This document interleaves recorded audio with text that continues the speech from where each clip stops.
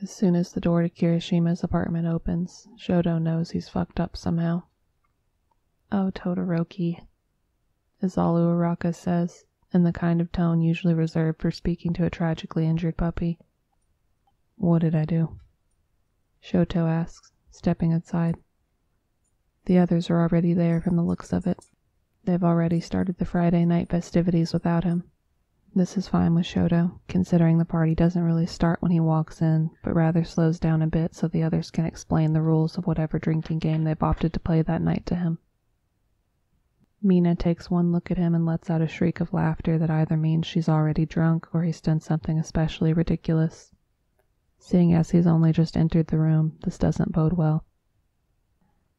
"Oh my god, are those khakis?" She cackles, and Shouto glances down at his tan-clad legs. "Todoroki, you made it." He hears someone call out, and his heart thuds a little harder in his chest as he turns to face the source of the voice. "Hey," he says, swallows once. "Midoriya." Midoriya looks like he's well on his way to getting sloppy drunk by the end of the night if the red flush in his cheeks and high shine of his eyes is anything to go by. He's smiling his biggest smile right at Shouto, and he is, as usual, devastatingly cute, although the undercut he sports where his dark curly hair is buzzed short adds an irresistible flare of innocent sex appeal to his look. Midoriya is gifted at not realizing how cute he actually is, or where his alcohol tolerance level lies. He always goes a little too hard too fast, ending up shit-faced way before everybody else, but not early enough that any of the rest of them can make great decisions about what to do with him. Fortunately, that's where Kirishima comes in. "Todoroki, my man," says Kirishima, draping an arm around Midoriya's shoulders and surveying Shouto up and down. "We've got to get you out of those pants." Shouto's face starts to burn, partially from embarrassment, but mainly because Kirishima is casually talking about undressing him while wearing one of those white shirts with the sleeves scooped out, exposing his thick biceps and a good bit of side boob through the swooping armholes. Kirishima, in contrast to the rest of them, seems to have no alcohol tolerance limit. He can drink literally anyone under the table. So the responsibility of keeping track of the rest of them usually falls on his well-built shoulders. "I didn't bring anything else, though," Shouto says, like he's normally expected to have extra pairs of non-shitty pants on hand. "Holy shit," says a new voice, and Shouto turns again to see Kirishima's roommate, Sero, peering around the doorframe from the other room.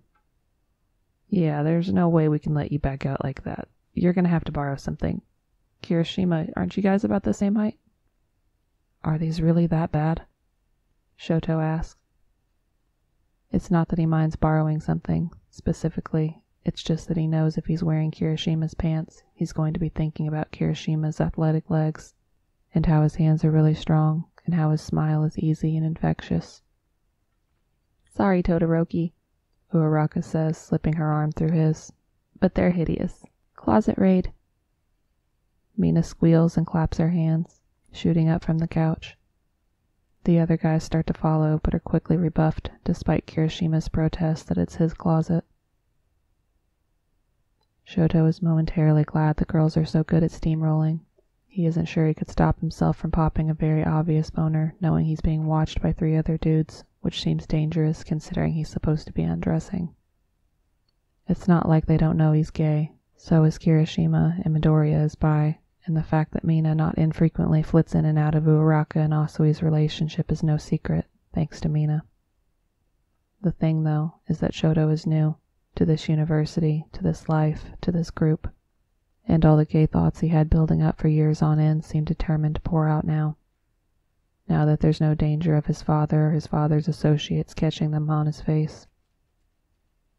They've also been pouring out in other ways as of late, since he doesn't have to worry about anyone walking in on him masturbating at all hours of the day. But the other thing is that even though this group has made ample space for him, he's still trying to figure out how he fits in. He doesn't want to make things weird.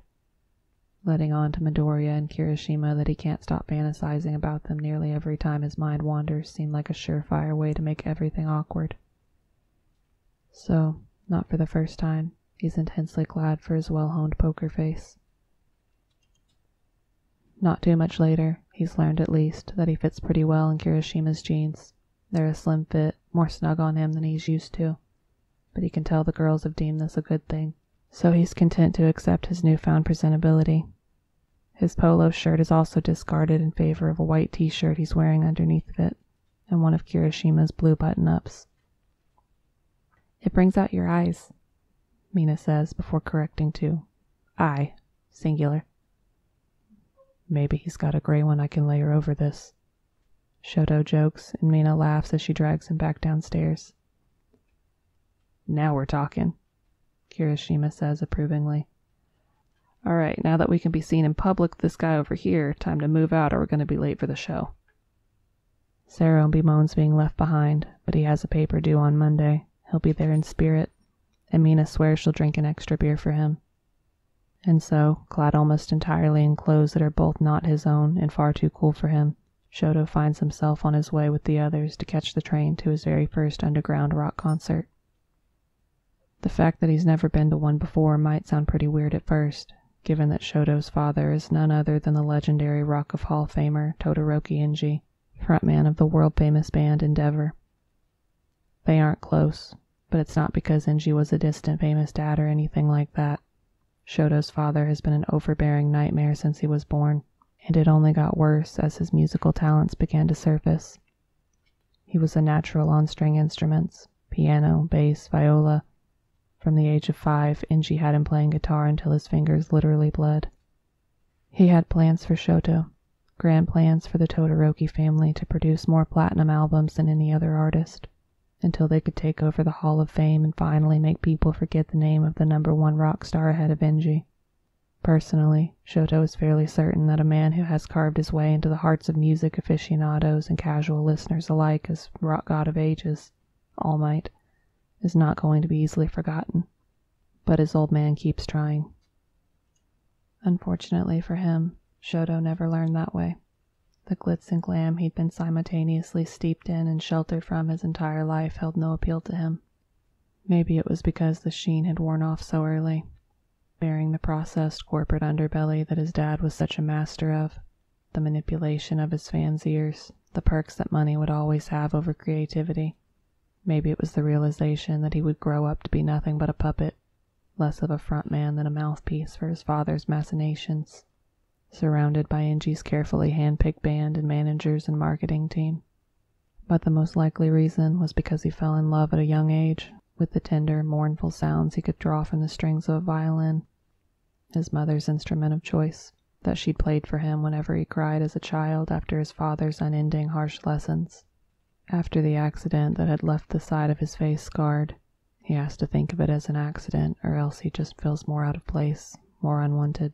After his mother had been committed to the hospital, it was her violin he picked up and played, day in and day out, behind closed doors. He doesn't cry anymore, but sometimes, when he plays, maybe the strings do in his place. When it came time for him to apply to colleges, his father had pushed him, dragged him, towards the schools with the music production programs, with the famous alumni, with the best connections. But unbeknownst to Inji, Shouto had applied to his mother's alma mater, a small but prestigious fine arts school, namely, a school across the country from the office of Endeavor's record label and the sprawling Todoroki estate.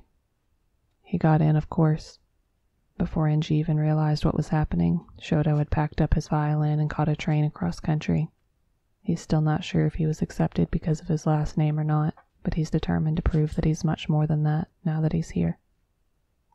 University is amazing, he keeps discovering. It's not just the freedom of being away from home for the first time, it's the ability to be his own person, without wondering who's watching and scoring his every move. He can stay up late or sleep in. He can practice his music whenever he wants. He can enjoy things without wondering if it means they'll be taken away from him later, which means he can have real friends now, and even if they do get on his back about khakis, they care about him, they like him, and not because he's sort of famous. They care about him enough that they were absolutely not having it when he showed some reluctance to go see a show at some dingy club in the city on a Thursday night. He has his first university recital coming up in a couple of weeks, and most of his free time is spent practicing to perfection for that.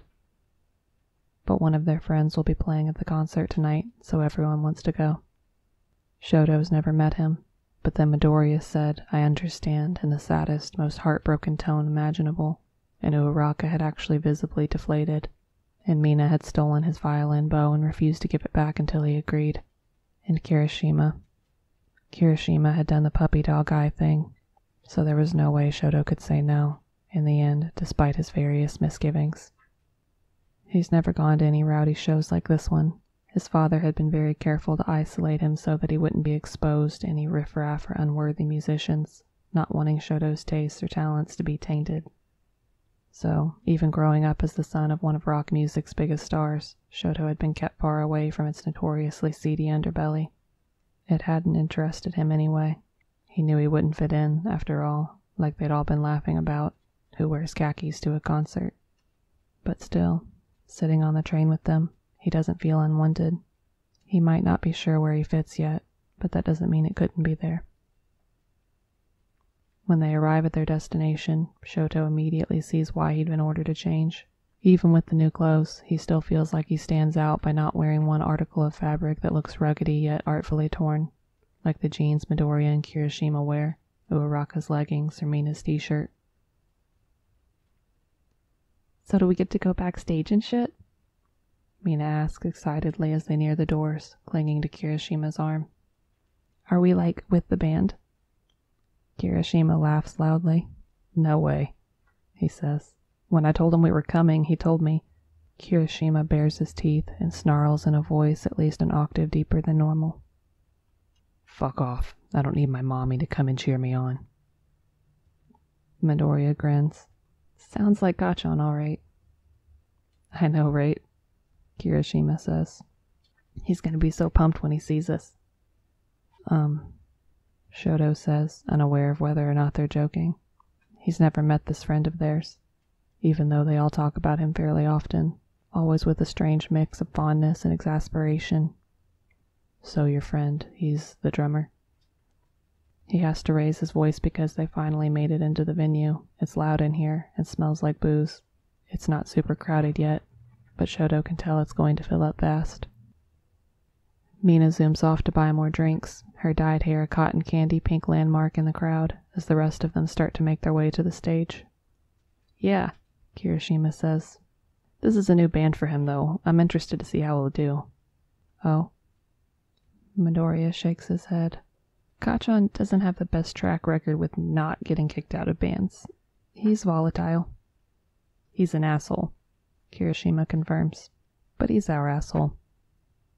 "Why exactly are you guys friends with him?" Shouto wants to ask, but he settles on keeping his mouth shut for now. Mina returns, her arms laden with beer, and trades the others cash for them. Kirishima squeezes Midoriya's cheek with one hand, and Midoriya goggles innocently up at him like a goldfish. "Can you try to pace yourself, like, at all tonight?" Kirishima asks him, and Midoriya beams, patting his arm reassuringly.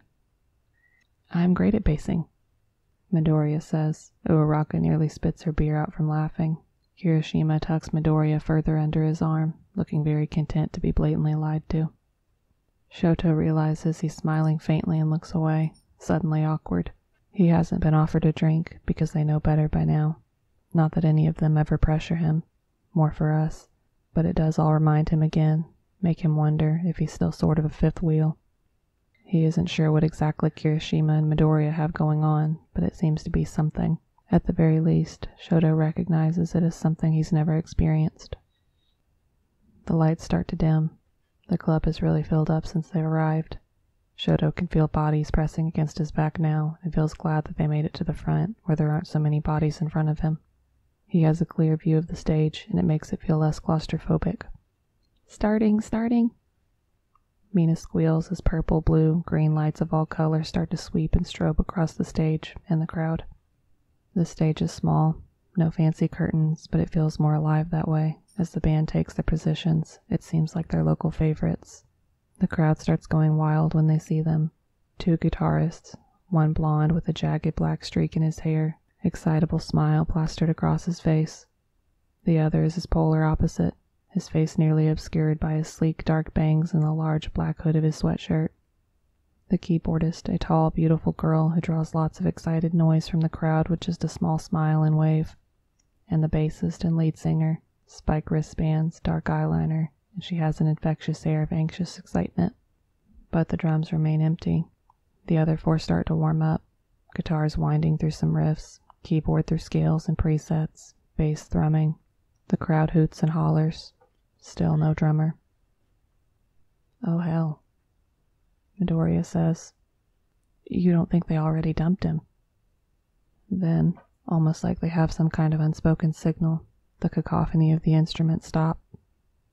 One low, growling chord strikes out from the hooded guitarist, and he lets it hang, blanketing the crowd, which starts to shout.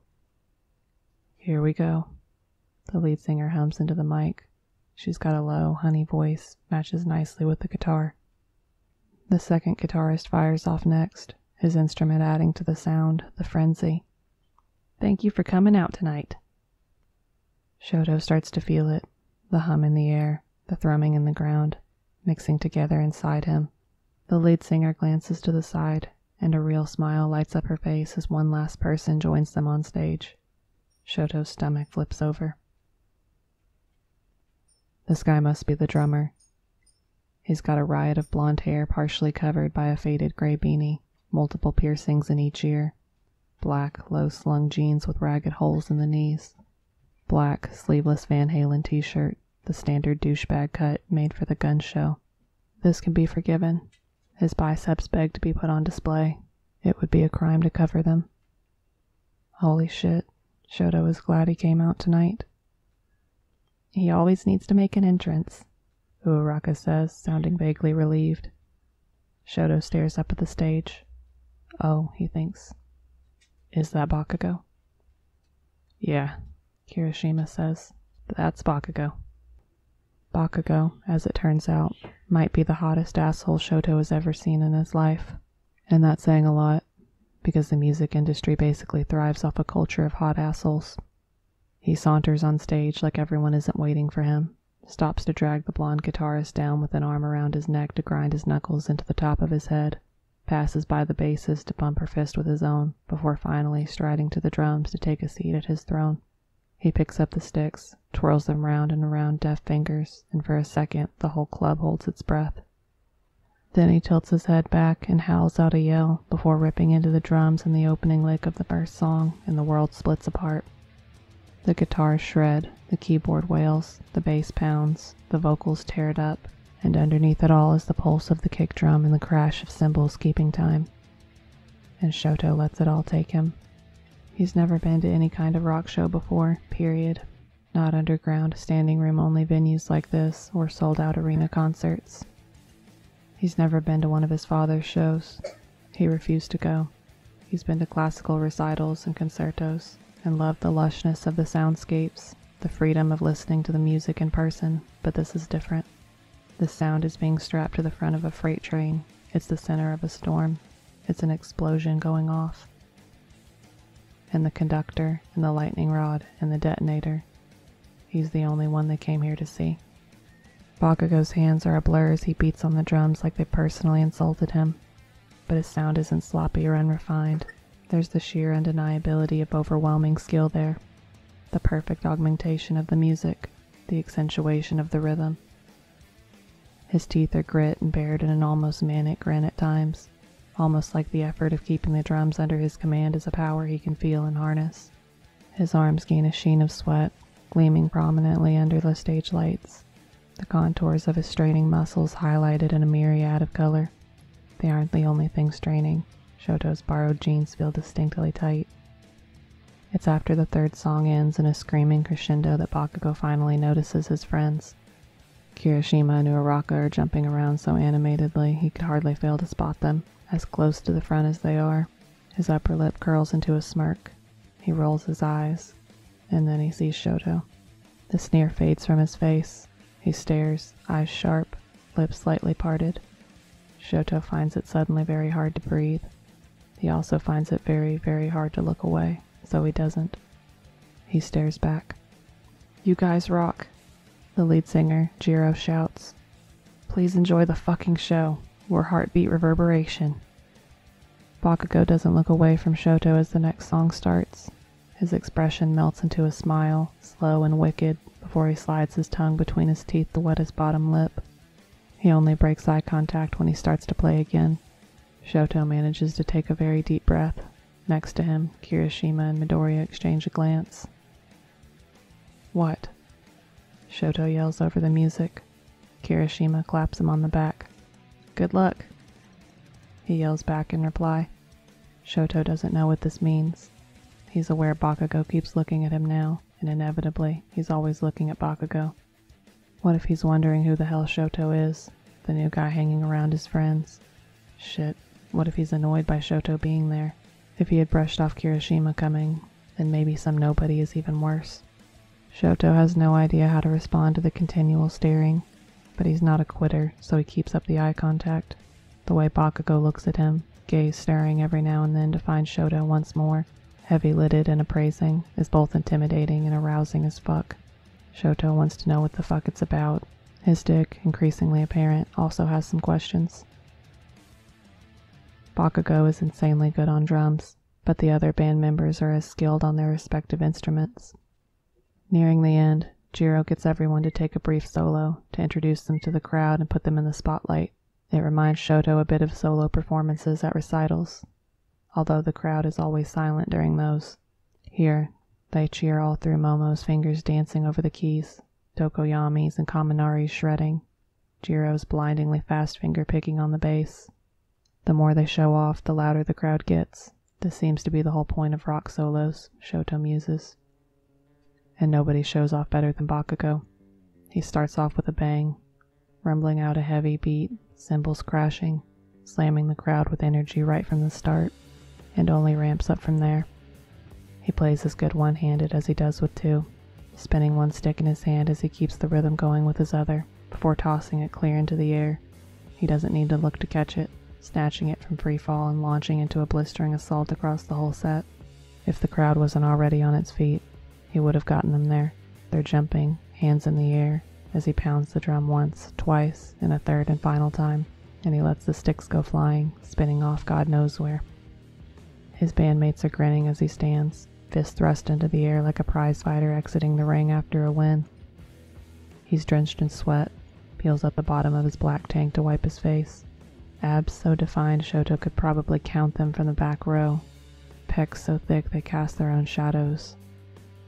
His ears aren't the only thing pierced. He's got a small black hoop through his right nipple.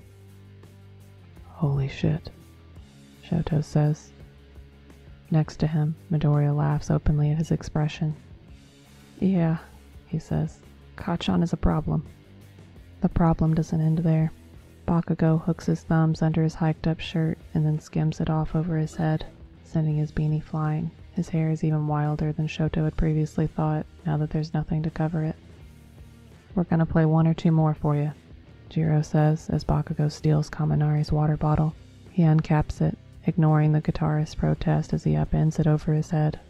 The water pours over the drummer's muscular bulk, down his neck and shoulders and throat, between his pecs and the grooves of his stomach, tracing the V of his hips.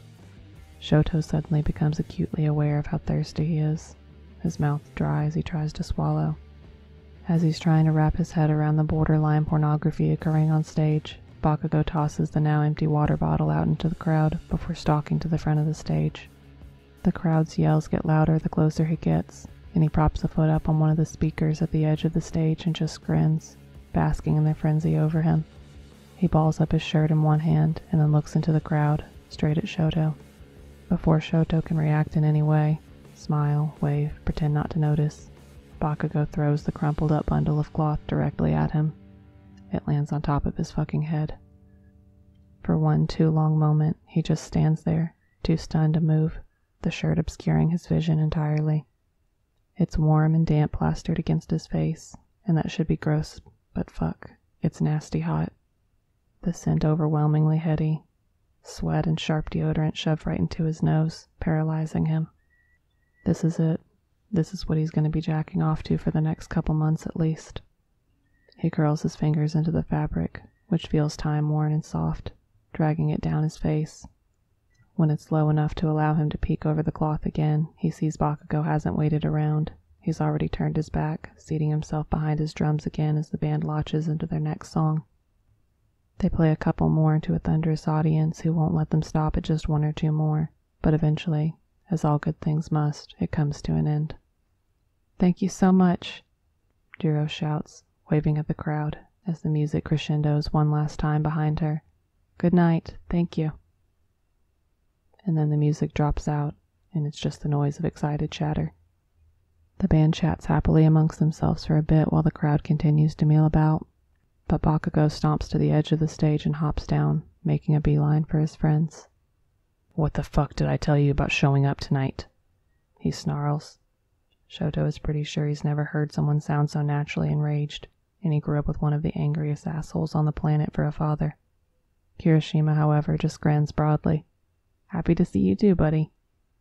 Without changing his pace or his furious facial expression, Bakugou clasps hands with him empathetically. Shouto thinks they might both be flexing. He tries not to stare at all the muscle on display. It's not the most successful effort. "You were awesome, man," Kirishima tells him. "I could feel my testosterone levels rising during that solo. Shit." "It was pretty sick, huh?" Bakugou says, not a question. Mina and Uraraka fling themselves at him, both of them looking devious. He resists at first before reluctantly surrendering to a group hug. Both girls plant kisses on his cheeks. "You both suck," he says, sounding only slightly less bad-tempered than before. "Oi, Deku, you bastard." "Hey, Kachan," Midoriya says. He's the only one who calls Bakugou that, and apparently Bakugou's got a nickname for him, too. Shouto can't help but wonder about it. Kirishima, after all, is the one who's known Bakugou the longest, since high school, but only Midoriya uses that name for him. Midoriya yelps as Bakugou goes after him, shoving Midoriya under his arm to pull him into a chokehold. "Kachan, you are so fucking sweaty," Midoriya informs him. "Yeah, bet you like that, you nerd," Bakugou says, grin vicious. "Why'd you cut your hair like this? It looks like shit." "No, it doesn't," Shouto says reflexively. He's really not sure if Bakugou is messing around or not, and it's probably not his place to say anything. After all, these are Bakugou's friends before they're Shouto's. But still, Midoriya is so damn hot with that undercut, Shouto doesn't want anyone giving him the wrong idea. Bakugou releases Midoriya, who pops up anxiously like a cork in water. Oh, he chirps. "I need to introduce you guys. Shouto, this is our friend, Bakugou Katsuki. Kachan, this is..." "Are you shitting me?" Bakugou says. "I know who Todoroki Enji's fucking kid is." Oh, Midoriya says. "Right." Shouto is actually fairly surprised by this. Not many people can recognize him on sight. His father has tried to keep him out of the media's eye, especially after he got his scar. Most people who know who he is are in the classical sector, not people like Bakugou. "Hey," Shouto says as coolly as he can, like he hasn't been completely lusting over this guy and his abs for the past 90 minutes. "Hey," Bakugou replies. "That's my shirt." Shouto says, belatedly realizing he's still clutching Bakugou's discarded t-shirt in one fist. "Yeah, I was there when you threw it at me." Bakugou stares at him. "So are you going to give it back or what?" "I can't keep it," Shouto blurts out. Too late, he realizes that's fucking weird, as Mina roars with laughter. But aren't these things always like mementos?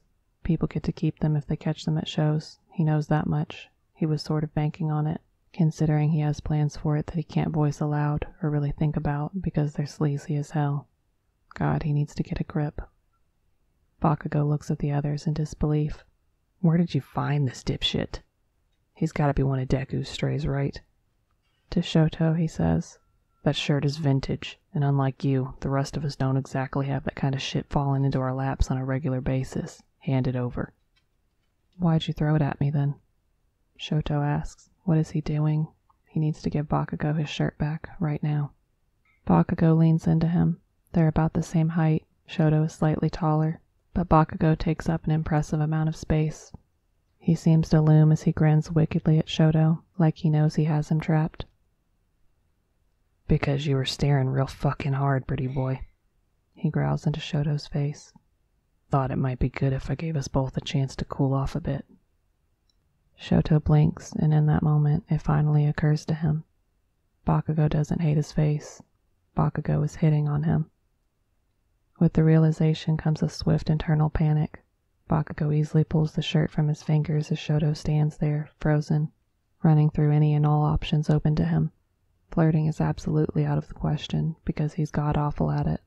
Walk away. Try to self-combust. Hey, you losers going out for drinks? Bakugou asks like he hasn't just rocked the world of an innocent bystander. Definitely, Kirishima says. Mina pumps her arms in the air and yells. Oh, Todoroki. Uraraka says, pulling her phone from her pocket. Ida said he could swing by and pick you up if we decided to go out later. I'll text him. It's okay, Shouto says. I'll come along. He never comes out if they're just bar hopping. It's not his thing. His friends all stare at him. Bakugou's lip curls. You guys trying to send him home? He asked with a mean grin. You're some shitty friends. No, I just wasn't expecting. Sorry, Todoroki. Uraraka says. You're not shitty friends, Shouto says, shooting Bakugou a deadpan look that he could potentially pass as a glare. I just don't have anything I really need to work on tonight. That's a complete lie. In his mind's eye, the recital looms.